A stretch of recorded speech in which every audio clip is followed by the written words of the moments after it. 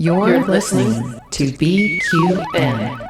Assimilate the audio.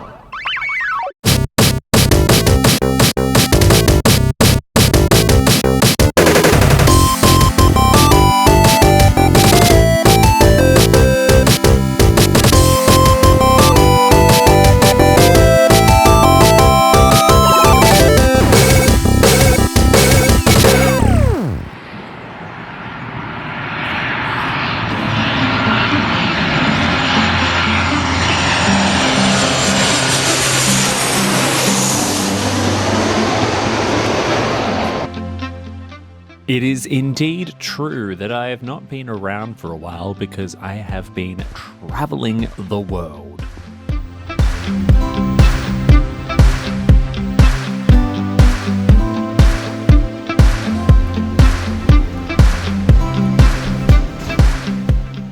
Whilst other travelers are busy endlessly scrolling through the in-flight entertainment to find something to keep themselves busy on the seemingly endless flights from Australia to Europe, I remain attached to my Nintendo Switch the whole time.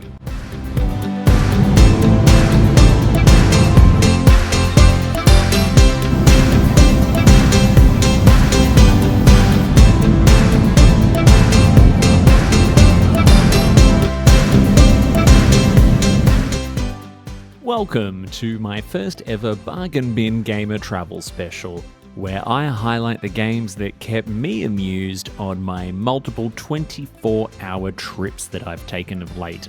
This is Flying High.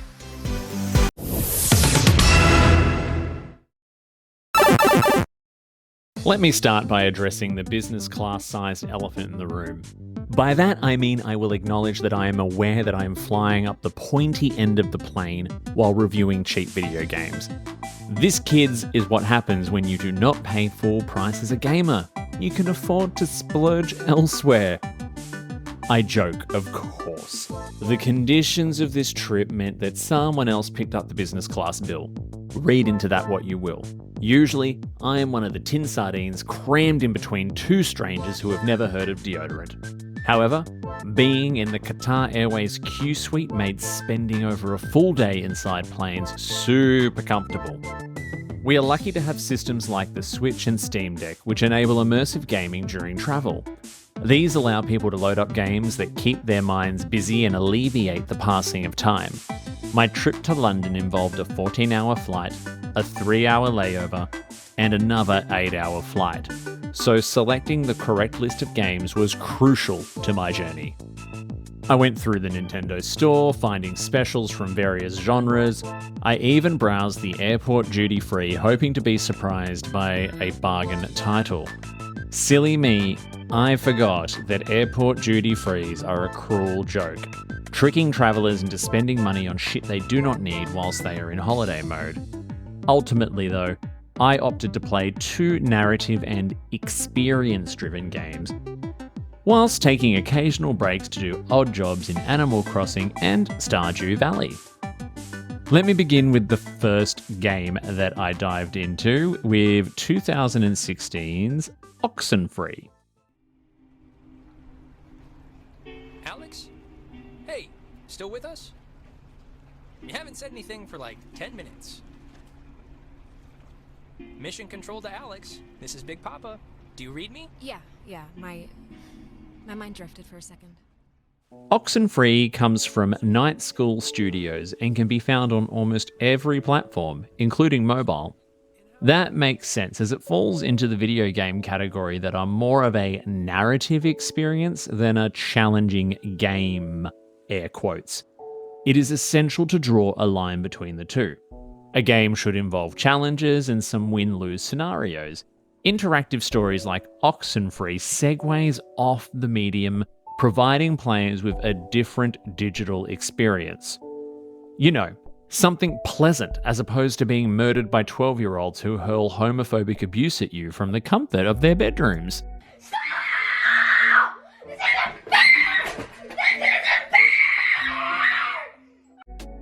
A story-driven title like Oxenfree felt like the perfect option on this occasion. Business class travel also means alcohol, and lots of it. before boarding, whilst waiting to take off, and then again in the air. I intended to take advantage of every free drop from the expensive wine list. Therefore, anything that required quick reflexes was probably going to end in tears. You take control of Alex, a teen with a tortured past, recently divorced parents, a new stepbrother, and also a recently deceased brother, whose girlfriend has oddly remained in Alex's life purely just to torture her. Alex, her stepbrother Jonas, hateful Clarissa, and cannon fodder friends Ren and Nonna all head off to a creepy island for reasons. Mostly, they go to drink beer by a bonfire and dare each other to explore creepy caves. Well, I want to inaugurate this bitch by checking out the caves. Nona, want to come? I mean, I would. I'm very clingy, Ren. Fine. Jonas, you're a strapping young lad. Help boost me over the fence. The cave's just, yonder. And I guess you expect me to just jump over after? But like I said, you're a strapping young lad. When visiting said caves, Jonas and Alex play around with an old school radio that tears a hole in the space-time continuum. Because of course it does. Oh my god. Is this you? Are you doing this? Should I stop? No! This is awesome! They get sucked through a portal that lands them on the other side of the island. Randomly, and quite unbelievably, the group of modern-day American teens figure out how to communicate using landline telephones.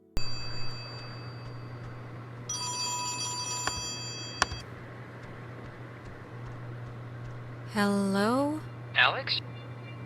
Alex? Is that you? Yeah, it's me. Oh, Jesus hopping Christ! Thank Vishnu. You guys went into that hole and a bunch of stuff. I have no idea what happened. I just woke up like 15 minutes ago. Thus begins their adventure to reunite. If only they knew that Alex had inadvertently started a series of time loops across the island that would make that journey as repetitive as the last 5 years of RuPaul's Drag Race. What follows is a genuinely exciting and creepy tale filled with plot-altering decisions and thousands of angsty dialogue choices that range from understandable given the circumstances to I'm just trying way too hard to be witty to hide the sheer terror of the situation. Yeah, but in the song, the horse knew the way to carry the sleigh. Through the white and whatever snow, I think. Yeah, and in this particular scenario, I'm the noble steed who will lead us merrily to grandmother's house. Even though this game is 8 years old, I have no desire to spoil the story if you have not played it yet. I will say that the narrative is oddly compelling given its weirdness. An example of this is how one of the sources of the island's timey-wimey disorder is the 97 dead souls of a destroyed World War II submarine. And it only gets zanier from there. You can spend hours finding hidden notes, journals, and other hints of backstory that bring everything to light. I always appreciate it when developers expend so much effort on world building, although I rarely take the time to explore every nook and cranny to reward their work. Upon researching the game for this review, I found numerous possible outcomes to the story, none of which are considered a true ending. Each ending shows the power of your choices, which feels to me like one of those on-the-nose lessons that families learn during each episode of an 80s sitcoms. However, I will say, the choices here are powerful and quite challenging to make because they can involve something as consequential as bringing a loved one back to life, provided you are willing to make the appropriate sacrifice. If you get the chance, sacrifice Clarissa to the spooky sailor souls for the love of God. You can leave, you know, through the gate you opened.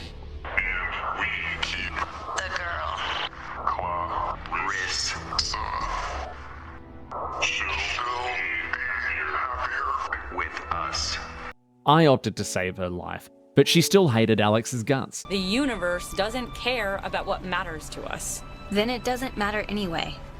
No, I guess it doesn't. The game also has a sequel that I hope is impacted by the choices that are made in this original. Fingers crossed, I'll probably give it a play soon. The visuals in Oxenfree are gorgeous, They are simple 2D perspectives with characters and backgrounds that appear hand-drawn or painted in watercolour.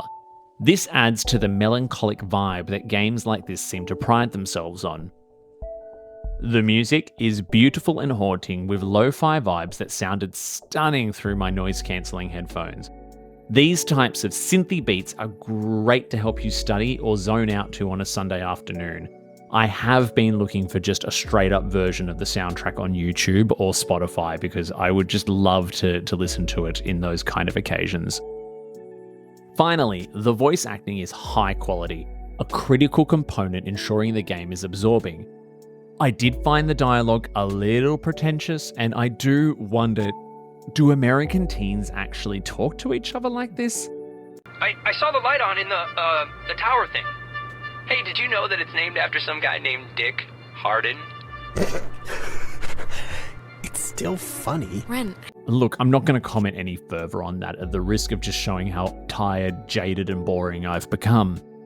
Overall, Oxenfree is worth your time. It can be completed in about 3 hours and provides tempting replayability. The visuals, sound, and story choices all make for a great travel experience that will help time fly by. No pun intended. And that can be whether your flight is 4 or 14 hours. Give it a go. Kanaloa was lost today, lost at sea, near...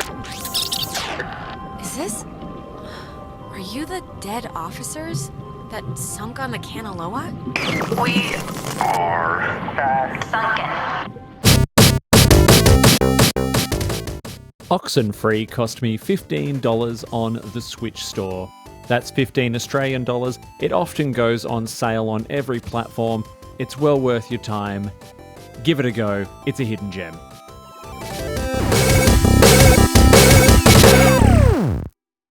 If you enjoyed this video, please give it a big thumbs up and subscribe to this YouTube channel.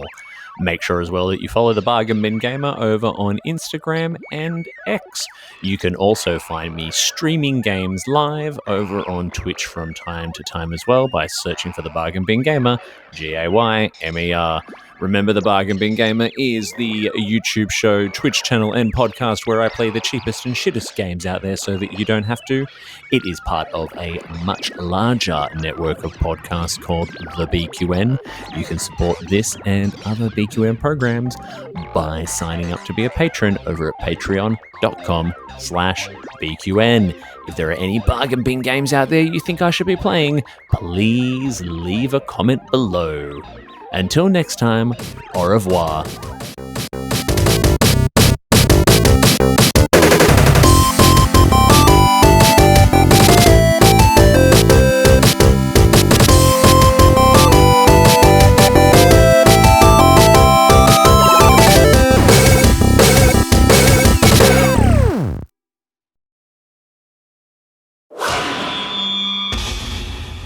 Double T Media. What shows are on BQN, you ask? Well, here's a rundown of some podcasts you might be interested in.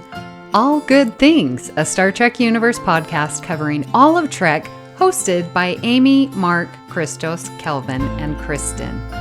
Whether you've got Xbox or Nintendo, check out Bargain Bin Gamer, a YouTube show hosted by Davey, a self-proclaimed gamer who specializes in reviewing and showcasing affordable video games. 2 episodes enter the arena, 1 comes out victorious.